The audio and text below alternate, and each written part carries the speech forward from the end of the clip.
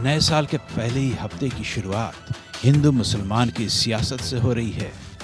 मोदी सरकार ने देश भर के स्कूलों को 1 से 7 जनवरी तक सूर्य नमस्कार कराने का निर्देश दिया है। शिक्षा विभाग ने पत्र लिखकर स्कूलों को सूचित किया कि आज़ादी के अमृत महोत्सव के तहत राष्ट्रीय योगासन खेल महासंघ ने 1 हफ्ते तक सूर्य नमस्कार कराने का निर्णय लिया है। इसके पीछे जन जन तक योग के महत्व को पहुंचाने का मकसद बताया जा रहा है। लेकिन all India Muslim personal law board ने इस फैसले पर सवाल उठा दिए हैं। पर्सनल लॉ बोर्ड ने मुस्लिम छात्र छात्राओं को इसमें हिस्सा ना लेने की अपील की है और इसे पूजा का ही एक रूप बताया है। बोर्ड का मानना है कि ये एक असंवैधानिक कदम है।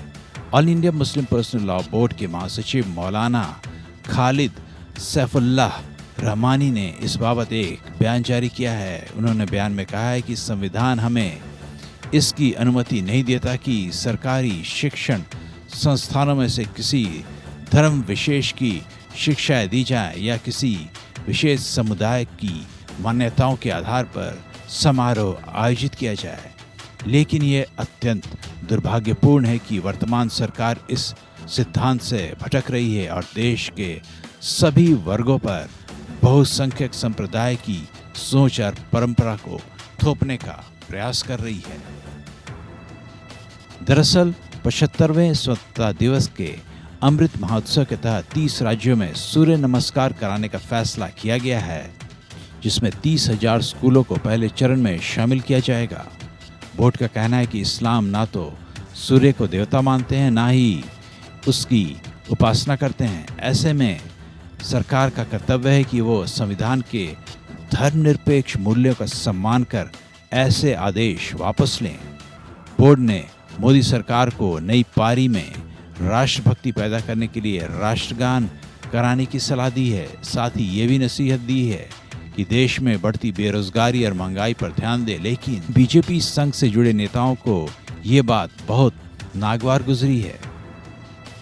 वहीं यूजीसी यानी उच्च शिक्षा अनुदान आयोग ने देश के 1000 से अधिक विश्वविद्यालयों और 40,000 से अधिक कॉलेजों को पत्र लिखकर जनवरी और फरवरी में आयोजित होने वाले 75 करोड़ सूर्य नमस्कार कार्यक्रम में भाग लेने के लिए कहा है।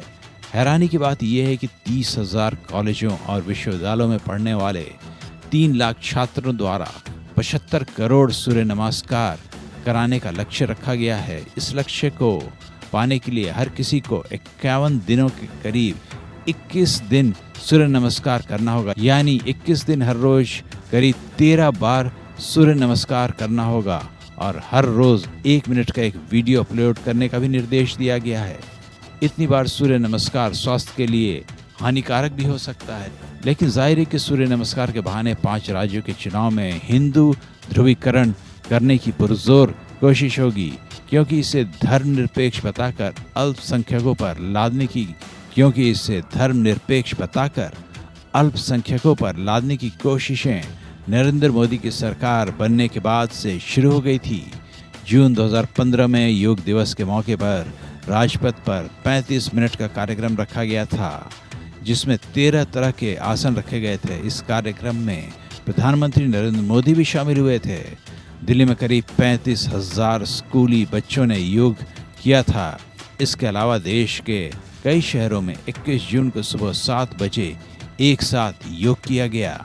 तब से इस बात को लेकर विवाद शुरू हो गया था, जिसके बाद योग दिवस के कार्यक्रमों से सूर्य नमस्कार हटा दिया गया था।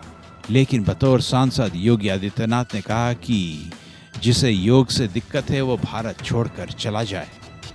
2016 के योग दिवस पर किसी तरह के विवाद से बचने के लिए कार्यक्रम में सूर्य नमस्कार को शामिल नहीं किया गया, लेकिन सरकार ने जो प्रोटोकॉल जारी किया था उसमें योग सत्र की शुरुआत ओम के जाप के साथ करना था। इस पर कई राजनीतिक दलों और अन्य संगठनों ने कहा कि सरकार इस बहाने अपने हिंदुत्व के एजेंडे को आगे बढ़ाना चाहती है। तब मुस्लिम संगठनों ने ये भी कहा कि उनके समुदाय के लोग ओम का जाप नहीं करेंगे। हालांकि 2017 में क्रिकेटर मोहम्मद कैफ ने सूर्य नमस्कार की कुछ तस्वीरें ट्विटर पर पोस्ट की थी, जिस पर उनकी बहुत आलोचना हुई थी। तब कैफ ने अपने बचाव में कहा, सभी तस्वीरों में मेरे दिल में अल्लाह था। समझ में नहीं आता कि चाहे सूर्य नमस्कार करे या जिम में कोई व्यायाम, इसका धर्म से क्या लेना देना, इससे सभी को फ़ायदा होता है। तब भारतीय गेंदबाज मोहम्मद शमी ने मोहम्मद कैफ का समर्थन किया और सूर्य नमस्कार को कसरत बताया। लेकिन सवाल सियासी कसरत का है।